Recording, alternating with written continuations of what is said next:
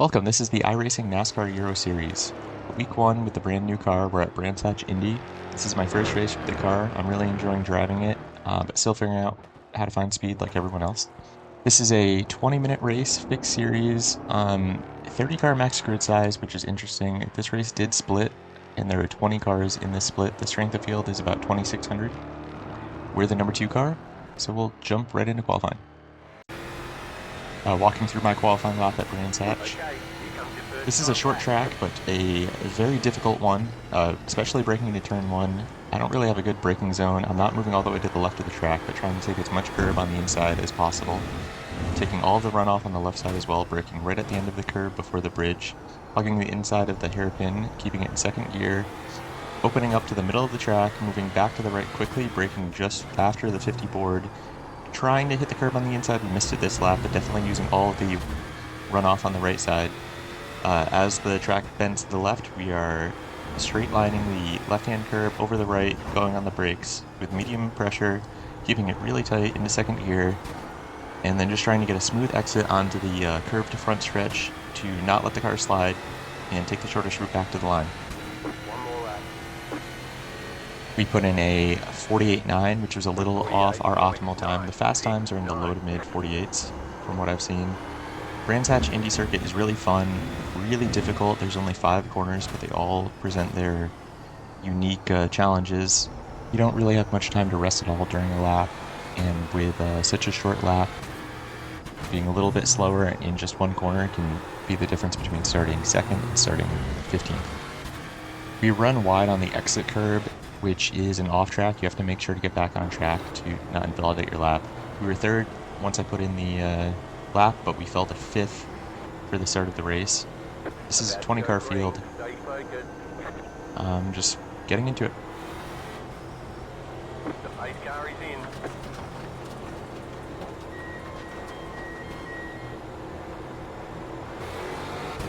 Waiting for the leader to go. Turn 1's really dangerous, so we're backing off early, trying to maintain the inside through turn 1 and especially into turn 2 to protect anyone from looking up the inside. We're able to clear the 5 and fall in line behind the 8. They're side by side behind us, which helps out.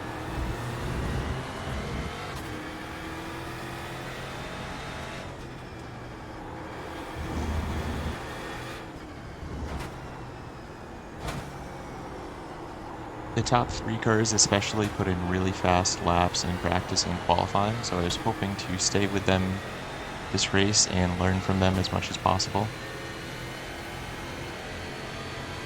52.428. Turn 1 here is a really challenging corner in any car. I was between 3rd and 4th gear, between hitting the curb or going just wide of it. I noticed some people driving in really deep and cutting back late.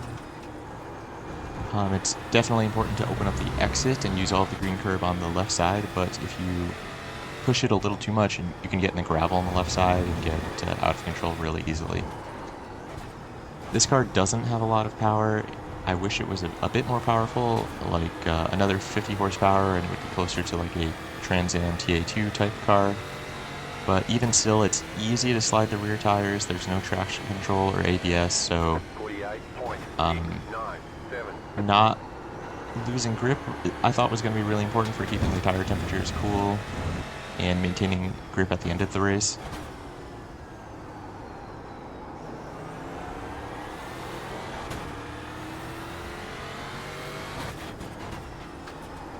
Looking at the track map, it seems like the whole field got through the first 2 laps without any major issues, so that's good to see. Even at a short track, 20 minutes is not going to be a short enough race to have to deal with any lap traffic in all likelihood. But I could see as the season goes on and there's more single split races, slower cars and lap traffic could become an issue. Qualifying will become even more important. It'll be interesting to see how participation keeps up this season. I plan on running as many races as possible, or at least one every week for all the tracks that I own on iRacing.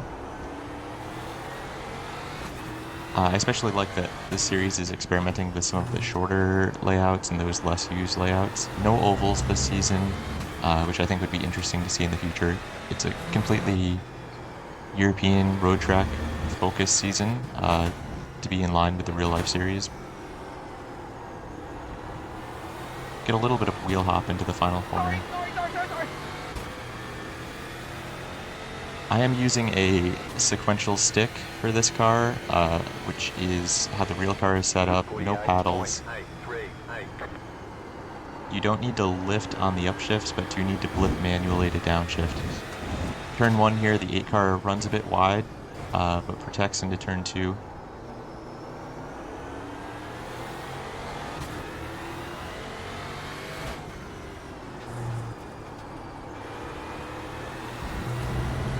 The speeds here are not too high and the braking zone's pretty short, so you need to be almost side by side with the car in order to set up a pass into the following corner.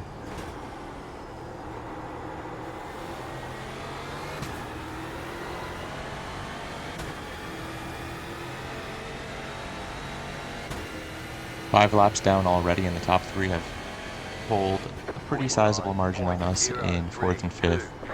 We've got 2 seconds on 5th place. The 8 car goes a bit deep again into turn 1, has a big oversteer moment. We actually run into the back of him. It surprised me a little bit. I didn't want to hit him, but I didn't have time to cut it to the right early in the straight. We do get on the inside of him into the hairpin, but we don't quite clear him going into the next turn. We have to relinquish the position because he had the inside there, and I knew he was not going to back off.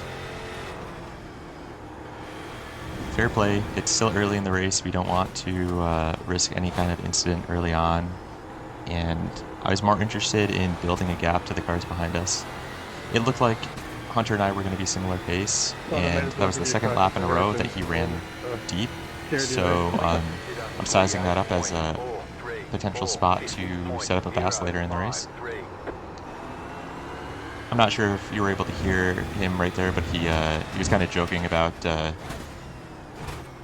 me scaring him into the hairpin and then him scaring me into the next corner. I haven't raced with him before, but I can tell by his driving and his license that I can probably trust him to not just run me off track. So, but as the race goes on, yeah, I'll definitely learn where I'm faster than him and where he has an advantage on me, and it's sizing up to be a 2-car battle for 4th.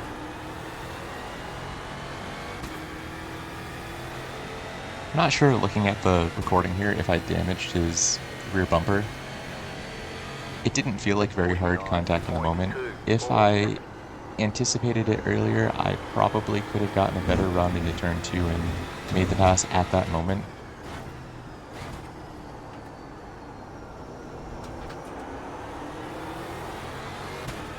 He's using kind of the middle of the track on turn-in to discourage me from really trying to go late on the brakes on the inside.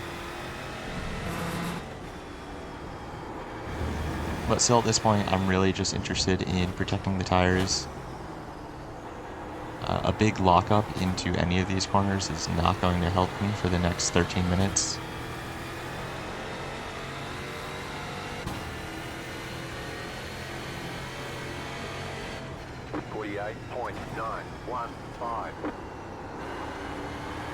He again gets loose into turn 1 and goes a little wide, but we do the same thing, so no opportunity to pass on this lap.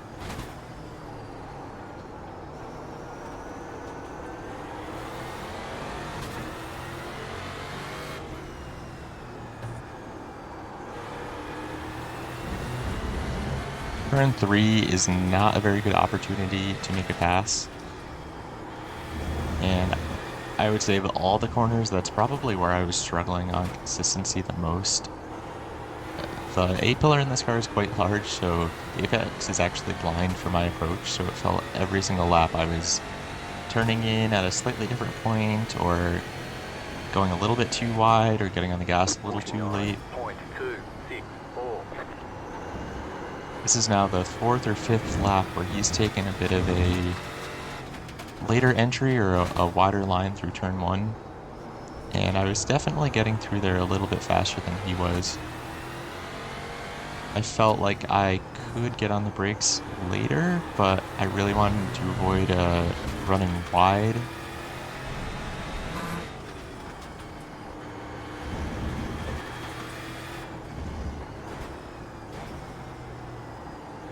I found a lot of time in practice in the final section as well.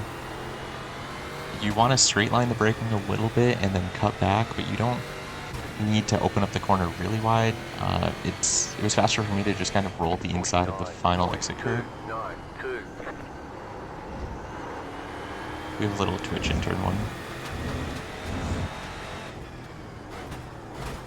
A few cars had probably gone off recently and dragged a lot of gravel into that part of the track, so that makes turn 1 even more treacherous.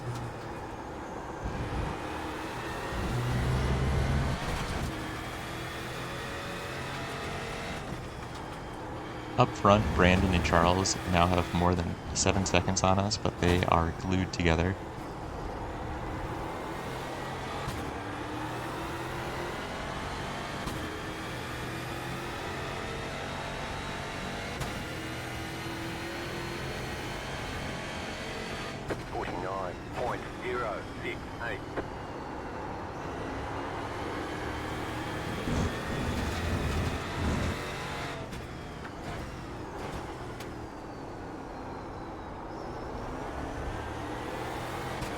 I think you can get away with using a lot of the curve on the inside of turn 2.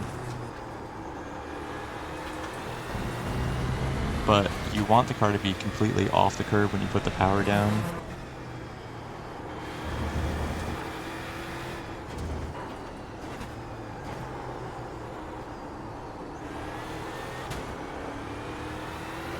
It's really easy to get the car sliding around in the final corner, so it's being really patient on the throttle. 12 laps down, 10 minutes to go in this race.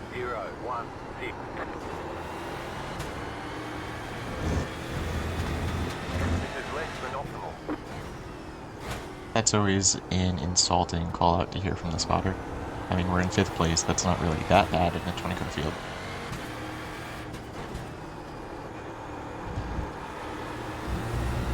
It definitely seemed like Hunter had worked his tires a lot harder than I had. I didn't really feel any sliding or lockups for the entire race up to this point, so I'm just trying to stay really close, set up a pass if there's the opportunity, or if he makes a mistake, maybe I can get by. Just checking the fuel, and I see that I'm a few laps to the good. It surprised me loading into the session for qualifying that you actually can change the fuel level in the fixed setup. I've not seen that before in any iRacing series. Maybe that's a new feature they added this build that kind of went under the radar, or it's specific for this car. I believe I filled to 10 gallons at the start of the race, which was certainly a few laps safe. I also found it funny that you could change the fuel level, but you can't toggle between the clear spoiler or the colored spoiler. We give him a bump in the final corner just to remind him that we're here.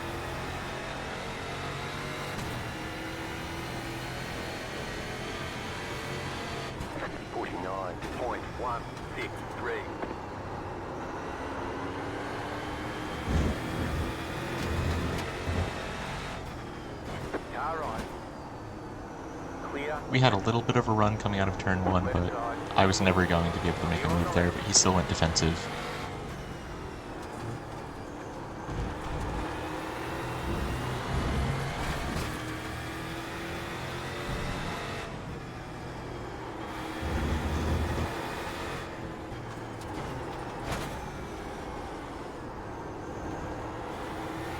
We tap him again in the final corner, so we're definitely able to roll into the corners a bit better than he is.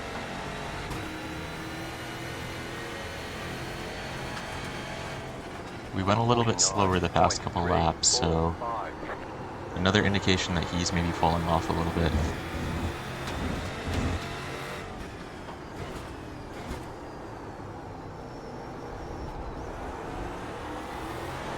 I could definitely tell that could be braking later into turn 2, but I was really afraid of having a big lockup and then just running into the back of him. We kind of get overexcited into turn 3 and have a little loose moment and run wide and lose a couple tenths to Hunter in front of us, but we catch him back up really quick.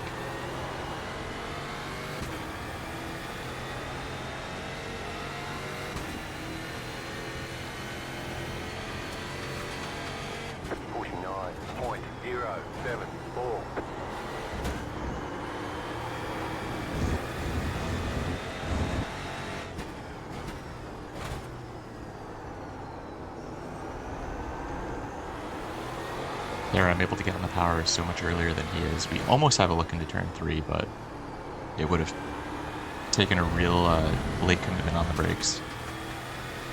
Thanks, idiot.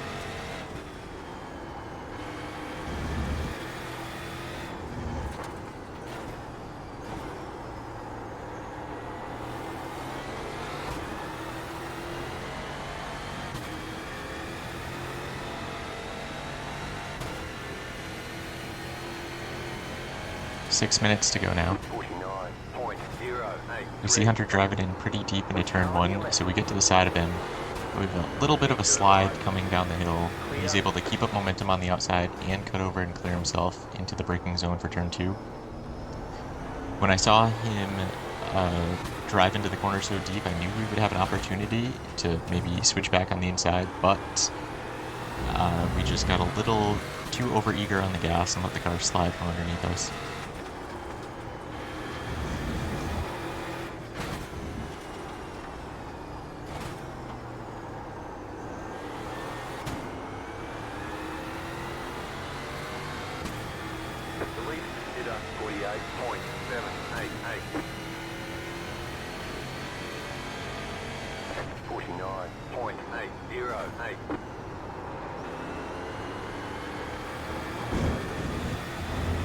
He was leaving about a car width on the inside.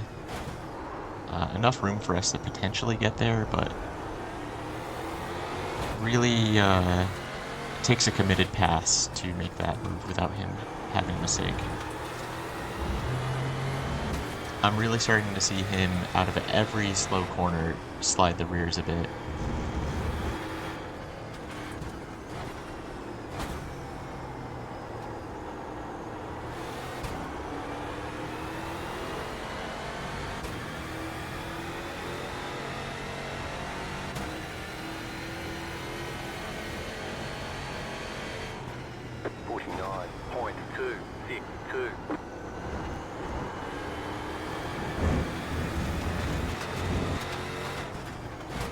He keeps it tighter into turn 1 that lap, and definitely protects the inside by moving to the center of the track on the braking zone. We have a big snap coming out of turn 2. Those are the kind of moments that are pretty easy to do in this car despite the low power, but that will definitely heat up your tires and kill your speed in the long run. It also costs us about a quarter of a second. Luckily he goes a little wide in the final corner and has his own slide, so we're definitely still close enough to make a move if the opportunity presents itself. 49.228. We close up really close into turn 1, but there's just nowhere to go.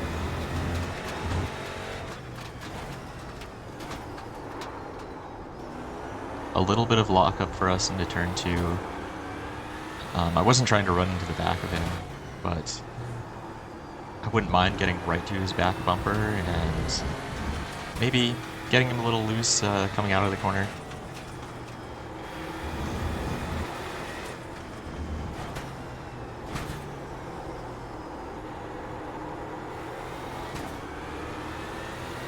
It's really easy when following someone closely from behind to lose sense of your braking markers and turning points on the track. 49.161.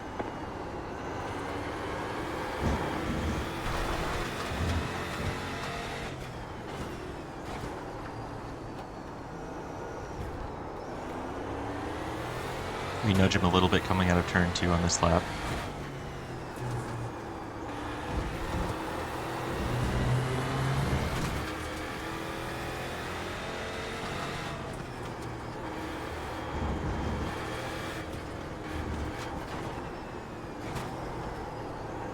I noticed he hasn't really been using much of the left-hand curb in turn 4, which I think is definitely costing him some time. That curb is pretty safe to just run over. Okay, this lap he goes extremely wide. We're able to make a little bit of an overlap. We both get a little loose again, but he's clearly to the left as we're braking into turn 2. We have the shorter distance around the corner, so just being really patient on the throttle, making sure that when we get on it, we're fully on it. We kind of stay in the center of the track to project into turn 3, so we're by him into 4th place. At this point, I felt pretty confident that as long as I didn't make a major mistake, I'd be able to just drive away.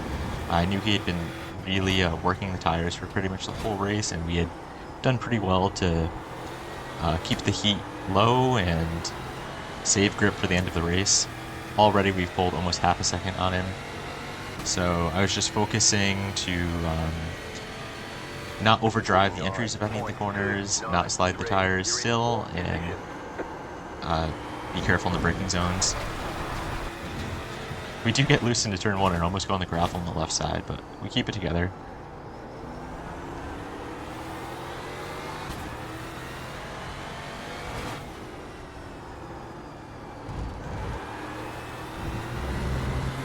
The leaders are side by side at this point, and actually there was a brief moment where Charles had took the lead. They're reaching the start-finish line right now to begin the final lap. The leader is running 49.533. White flag, white flag.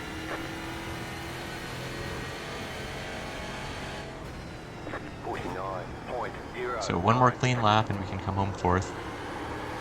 Overall, this was a really fun first race. I hope all the races have these driving standards. The car is super fun. I hope participation keeps up all season too. It'll be interesting with an entirely European road track schedule how many NASCAR people really stay Good one, Brandon. racing I this didn't car. want to win it that way. You've got about 5 laps of fuel.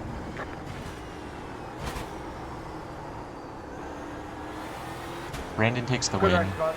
And actually on the final lap, we're able to match our fastest lap of the race almost. So almost no tire fall off in a 25 lap race.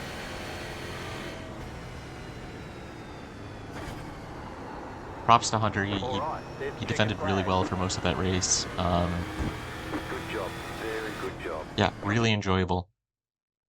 Looking at the results here, we gained a little bit of I rating, finishing 4th in a 26:51 strength of field race. And that was good enough for 134 championship points. Again, I plan on doing a full season, so maybe we can compete for a high spot in our division. And that's it. Thanks for watching.